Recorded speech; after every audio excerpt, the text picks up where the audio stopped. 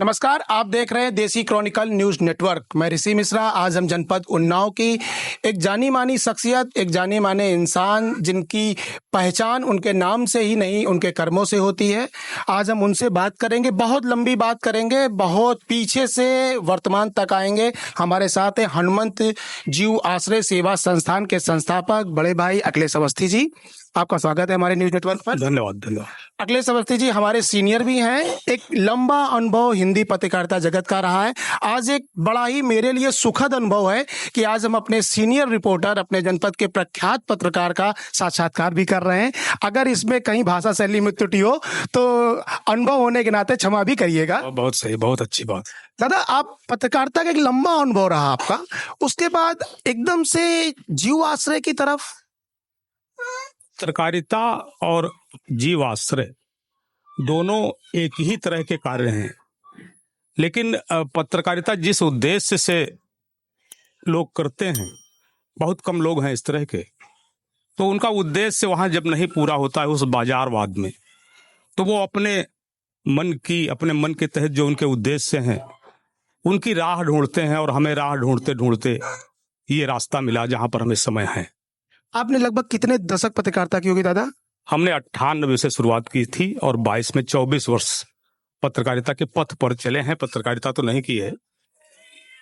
आपका दादा मूल गांव कौन सा है? मूल गांव हमारा सरवन गांव पड़ता है, इस जनपद उन्नाव में असोहा ब्लॉक में। वहां से निकल करके जनपद के शहर में आकर के पत्रकारिता, इस बीच तमाम कई दशक बीते, कई उतार चढ़ाव आए। उनमें आपने समाज में क्या बदलाव देखा, पत्रकारिता में क्या बदलाव देखा? जिस तरह समाज के हर वर्ग में बड़ी तेजी से बड़ी गहरी गिरावट आई है, उससे पत्रकारिता भी अछूती नहीं है। कुछ क्षेत्र हैं जिन पर भरोसा रहता रहा है आदमी का, जो समाज की, देश की दिशा तय करते रहे हैं। पत्रकारिता, साहित्य, वकालत, समाज सेवा। और ये बड़े दुर्भाग्य का विषय है कि आज सारे के सारे बाजारवाद में लिपट चुके हैं।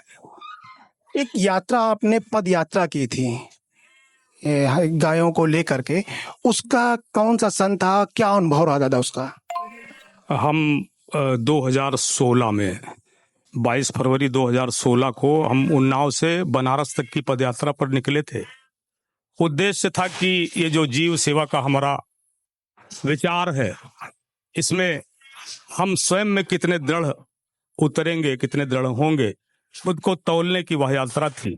और हमने 12 दिनों में बनारस तक का सफर तय किया। बाबा विश्वनाथ से पशुओं की सेवा का आशीर्वाद मांगा और आज लगातार 8वां वर्ष है कि उन्हीं के आशीर्वाद से यह यात्रा चल रही है। दादा, आपने जब इसकी शुरुआत की गौ सेवा आश्रय की, तो ज़्यादातर आपने उन गायों की सेवा की जो नेत्रहीन है या जो विकलांग हैं, तो कैसे ये सफ़र हुआ? क्योंकि आर्थिकता कहीं ना कहीं जीव आश्रय में भी आती है। उस दरमियान लोग आपका साथ भी नहीं दे रहे थे, तमाम लोग कह रहे थे कि कहीं ऐसा ना हो ये एक प्रोपोगंडा जैसा है, फिर आप राजनीति में जा सकते हैं, इस तरह की तमाम चीज़ें रही। लेकिन आज भी अगर हम आपके जीव आश्रय में देखें या तमाम उन लोगों से मिलते हैं जो बताते हैं कि आपके यहाँ जितने भी जानवर हैं वो ज्यादातर के ऐसे ही हैं, या तो अपाहिज हैं या नेत्रहीन है। वो मतलब सही मायने में देखा जाए तो वो मूल्यहीन है। उनकी सेवा करना कैसे, वो सफर कैसा रहा आपका?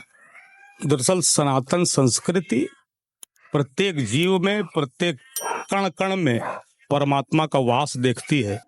नदियों में, पत्थरों में, पेड़ पौधों में। उसी संस्कृति के अनुसरण में हम वहां पैदा हुए हैं, उसी सनातन संस्कृति में, जिसमें गाय को माता की उपाधि दी गई।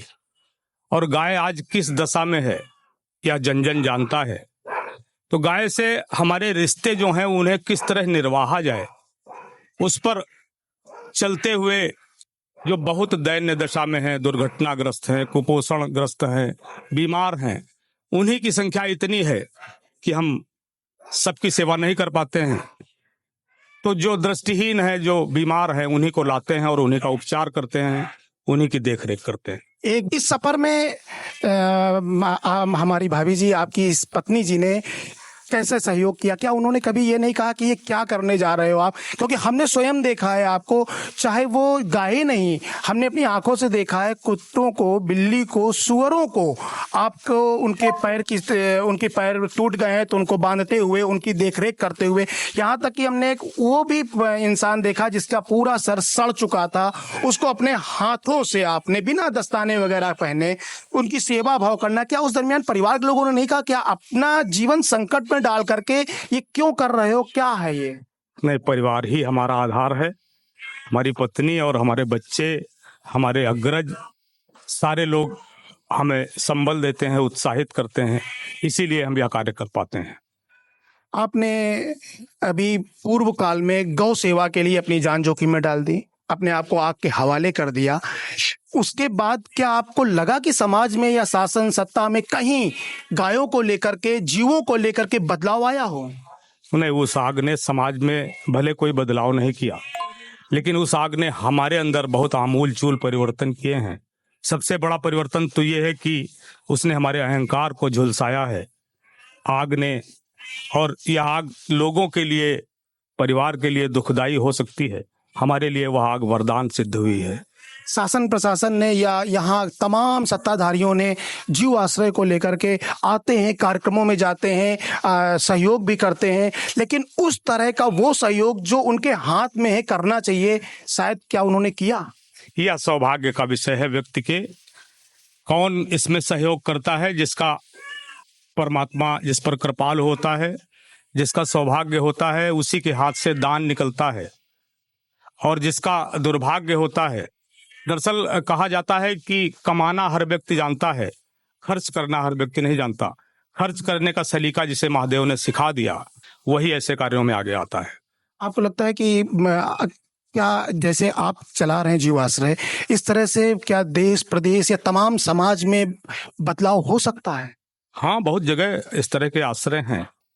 उत्तर प्रदेश में कम हैं, लेकिन इधर उत्तराखंड में, महाराष्ट्र में, राजस्थान और मध्य प्रदेश में भी जीवाश्रय हैं जो काम कर रहे हैं। लगभग अभी अपने जो हनुमंत जीव सेवा आश्रय में कितने मतलब जो हैं गौ माता या अन्य पशु, क्या कितने होंगे? लगभग 400 प्राणी हैं, जिनमें 250 के आसपास गाय बछड़े हैं। एक यहीं पर थाना गांव में, दूसरा बड़ा, हम थोड़ा सा टोकेंगे, ये बड़ा अमूल्य शब्द है, आपने इनको भी प्राणी से नवाजा। हाँ हाँ, प्राणी तो सारे हैं। हम प्राणी हैं, कुत्ता प्राणी है, सुअर प्राणी है, ये सारी ईश्वर के बनाए हैं। किसका जन्म किस यौन में हुआ यह उसके अपने कर्मों पर निर्धारित है। जैसे कोई बच्चा अंबानी के यहाँ पैदा हो जाता है और कोई बच्चा उसी क्षण किसी भिक्षुक के यहाँ पैदा होता है, तो यह सब पूर्व जन्मों का कर्म बताया जाता है हमारे यहाँ। हमारे पास लगभग 400 प्राणी हैं, जिनमें 250 गाय बछड़े हैं, 70-75 के आसपास श्वान हैं, वानर हैं दर्जन भर, बिल्लियां हैं, घोड़े हैं, दृष्टिहीन गाय बछड़े हैं, 3 मनुष्य हैं जो पशुवत स्थिति में सड़क पर जीते हुए मिले हैं।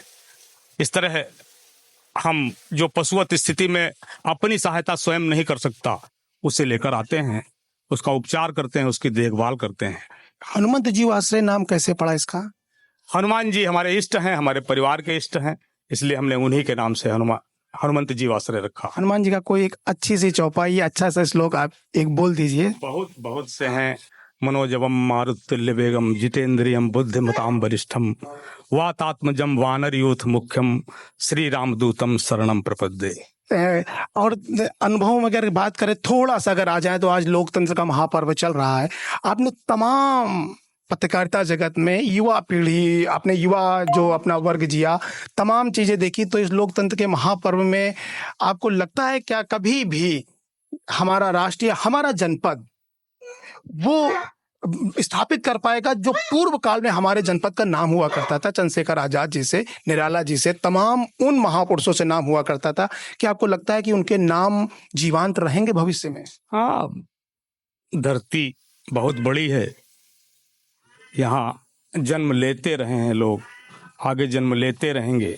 वर्तमान में अंधेरा है, जरूरी नहीं है अंधेरा हमेशा कायम रहे, उजाला होगा, निश्चित तौर पर होगा। हम बिल्कुल आश्वस्त हैं, विश्वस्त हैं। हर बार मासिक के अंत में कहीं ना कहीं संघर्ष आ जाता होगा, तमाम उधारी आ जाती होंगी, कैसे उनका चुकता करना, कैसे उनका चुकता करना, क्योंकि ये इतने बड़े प्राणियों का जो आप पालन पोषण कर रहे हैं, हमने अभी भी देखा, अभी हम आपको दिखाएंगे भी कैसे चारा, कैसे उनको आहार दिया जाता है। तो क्या हर बार मासिक संकट से आप उभर जाते हैं? हाँ, ये बड़ा प्रश्न है और महत्वपूर्ण प्रश्न है। प्रतिमाह 8 से 10 लाख रुपए का खर्च है। हमारे पास 22 वैतनिक कर्मचारी हैं, 2 एम्बुलेंस हैं, ट्रैक्टर हैं, 2 अनंत यात्रा रथ हैं, 2 आश्रय स्थल हैं। प्रतिमाह ऐसा महसूस होता है, ऐसा आभास होता है 20 तारीख के बाद की इस बार लगता है कि कुछ दिक्कत होगी, लेकिन महादेव की दया सब कुछ, सारे संकटों का निदान कर देती है। पिछले 8 वर्षों से वही इसको चला रहे हैं, कैसे चला रहे हैं ये वही जानते हैं। आपने बीच में गाय के गोबर से लकड़ियां बनाई थी, जिनका आप चाहते थे कि उस गाय के गोबर से उन लकड़ियों का लोग प्रयोग करें और हनुमंत जीव आश्रय भी निरंतर चलता रहे।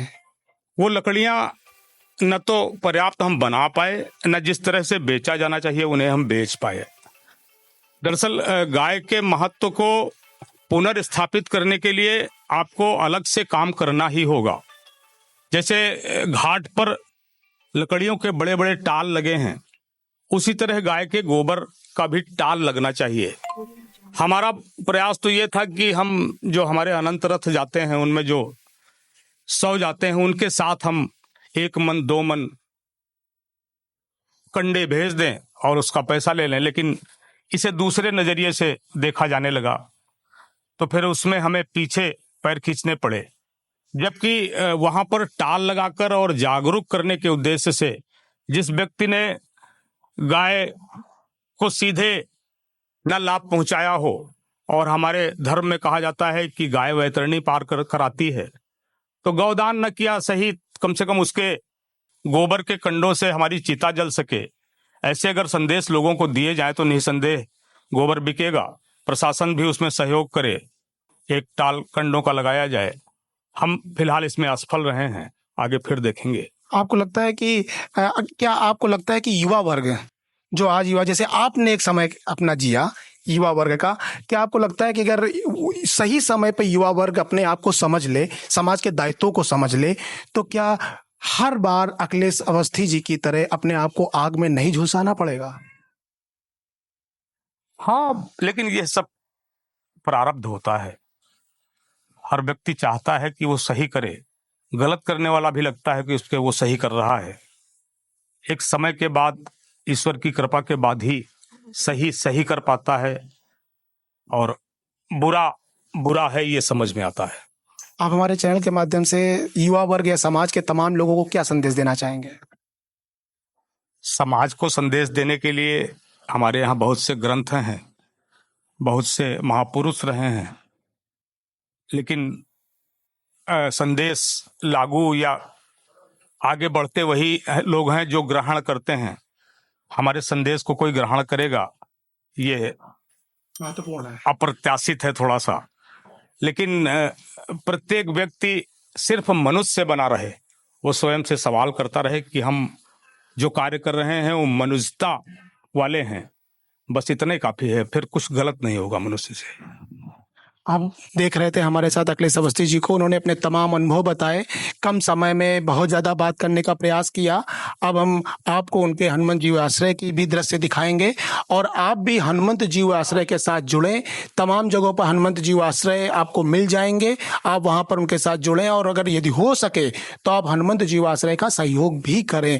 ये जनपद उन्नाव का वो जीव आश्रय है जहाँ पर कई सैकड़ा नेत्रहीन, अपंग, तमाम तरह के जानवरों की सेवा कर रहे हैं। आप इसी तरह हमारे देसी क्रॉनिकल न्यूज नेटवर्क के साथ जुड़े रहें। हम आपको जल्दी फिर एक ऐसी ही शख्सियत, एक ऐसे ही व्यक्तित्व से मुलाकात कराएंगे। जय हिंद, जय भारत।